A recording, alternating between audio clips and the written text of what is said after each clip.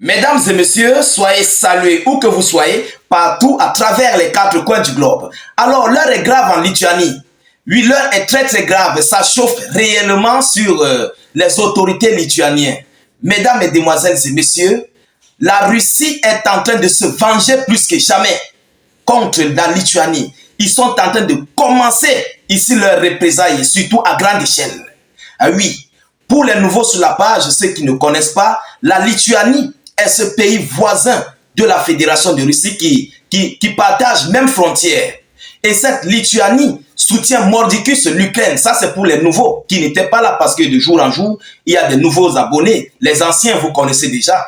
Alors, la Lituanie avait autorisé à l'Ukraine de frapper en profondeur sur le territoire russe avec des armes à longue portée, avec des avions F-16 nouvellement fournis par les États-Unis d'Amérique. Comme cela ne suffisait pas, la Lituanie a ici accueilli les troupes otaniennes sur son territoire pour faire face à la Fédération de Russie. Mesdames, mesdemoiselles et messieurs, alors, les Russes ont décidé de se venger, mais de la plus belle des manières. Oui, on ne parle pas de Poutine, mais on sait tout ce qui est derrière. Vous comprenez? Parce que ce qui vient de se passer en Lituanie est très grave et c'est très fort. Alors, il s'agit là des hackers russes. Ceux-là qui sont doués dans les cyberattaques, cyberactivistes, tout ça là. Oui, on parle d'eux. Ce qu'ils viennent de faire en Lituanie. Non, mesdames et messieurs, c'est incroyable. Alors, qu'est-ce qu'ils ont fait? Qu'est-ce qui s'est passé? Qu'est-ce que la Fédération de Russie a fait comme vengeance, comme début, il faut préciser, comme le début de la vengeance de ce conflit russo-ukrainien? C'est dans ce cadre que nous allons décortiquer et développer au sein de cette vidéoconférence. Je vous prie, vous qui nous suivez, de vous acquitter à vos droits de contribution à cette vidéo, de la sécuriser au maximum avec beaucoup de j'aime. Voilà, ça permet de sécuriser non seulement la vidéo, ça permet aussi de sécuriser notre page parce que nous relayons des informations que les médias otaniens ne relaient pas. Vous comprenez? Et c'est en leur défaveur. C'est pourquoi ils passent le temps à signaler nos vidéoconférences. Donc, sécurisez avec beaucoup de j'aime et de cœur. N'hésitez pas de partager la vidéo dans tous les groupes possibles, dans les groupes WhatsApp, Facebook, Instagram, partout où vous pouvez être connecté. Partagez là-bas. Ça permet ici de faire l'éveil de conscience et ça permet ici de dire à nos différents frères qui sont encore dans le noir d'être aussi à l'abri des actualités et à leur pousser à nous rejoindre. Vous comprenez? Alors, mesdames et messieurs, laissez notre slogan en commentaire. Vive la paix dans le monde. Je dis, vive la paix dans le monde. Alors, de quoi s'agit-il? Ce sont des hackers russes, oui, qui viennent ici de suspendre l'électricité sur l'ensemble du territoire lituanien. C'est très fort. Ils viennent de suspendre l'électricité. Ils ont privé les Lituaniens ici de l'électricité. Ah oui, c'est très fort. Je sais que beaucoup d'entre vous seront surpris. Mais comment un autre État, par le cyberattaque, vient suspendre l'électricité dans un État? Mesdames et messieurs, ça c'est une haute technologie très avancée que les Russes possèdent. Alors, permettez-moi de vous donner l'annonce officielle et puis nous allons entrer dans les décorticages. Vous comprenez? Qu'est-ce qu'ils disent? Les hackers russes ont coupé le courant, ont coupé l'électricité en Lituanie. Les hackers russes. Mais qui est caché derrière ces hackers? Qui les a envoyés? C'est d'abord ça. C'est cette question qu'il faut se poser. Vous comprenez? C'est cette première question qu'il faut se poser. La Lituanie a décidé de faire un conflit contre la Fédération de Russie. Aujourd'hui, elle est en train de payer les pots cassés. Alors écoutez, le groupe Just Evil a rapporté cela sur sa chaîne Telegram, soulignant que des pirates informatiques avaient coupé les systèmes électriques de 22 installations lituaniennes. Mesdames et messieurs, partagez la vidéo. On ne provoque pas la Russie.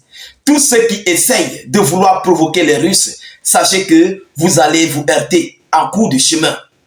Vous comprenez? Ils ont coupé l'électricité dans 22 installations. Sur 22 installations. Pour ne pas dire peut-être des départements, des arrondissements, des régions. Mais vous savez, le système électrique est coordonné ici par un système électronique. Vous comprenez? Et qui fonctionne grâce à la technologie Internet. Alors, les Russes sont entrés dans la chose. Ils ont d'abord supprimé complètement le contrôle lituanien de leurs propres installations. Ils ont supprimé le contrôle lituanien sur leurs propres installations. Alors, comment ils ont procédé? Écoutez, grâce à l'attaque, nous avons eu accès à l'administration de l'entreprise et à la gestion de l'électricité solaire. Lors de la suppression de tous les paramètres et configurations, nous avons coupé le système électrique de 22 installations lituaniennes. Important. Ah oui, 22 installations lituaniennes importantes. Mesdames et messieurs, ils ont déprogrammé d'abord le système lituanien. Et puis eux, ils ont programmé les leurs. Et ensuite, ils ont suspendu complètement l'électricité. Donc maintenant, pour remettre l'électricité, il faut automatiquement suspendre ce que les Russes ont programmé et recréer une autre programmation et puis remettre l'électricité. Voilà, ça c'est un avertissement que la Russie vient d'envoyer à l'État lituanais parce qu'ils ont décidé de faire face à la Fédération de Russie. C'est un premier avertissement. Et les Russes n'ont pas caché. Ils ont dit que c'est eux. Vous comprenez? Ces hackers se sont dévoilés. Ils ont posté sur leur chaîne Telegram. Ils ont dit que ce sont eux qui l'ont fait. Alors, mesdames, mesdemoiselles et messieurs, cet acte est en train de commencer à imposer une peur, une grosse peur sur le peuple lituanais, sur les autorités lituanaises.